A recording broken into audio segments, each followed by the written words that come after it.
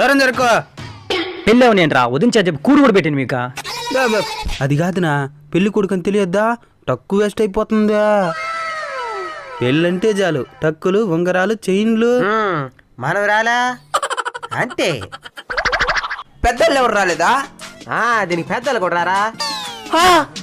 ఈయన అందరికన్నా పెద్దవాడు. అదే అదే మాకు తల్లిదండ్రి, గురువు, దైవం అంతా మా ఆయన్నే. మా వదిని పిలవండి, మా అన్న చూస్తాడు. అక్క అక్క, ఒక నిమిషం నుండి నేను పోయి పిలుచుకొని వచ్చేస్తాను. బంగారు కొండ, నిమ్మతుకు బొక్క, నిమ్మతుకు బొక్క, చూసి నిమ్మతుగా మాంకి.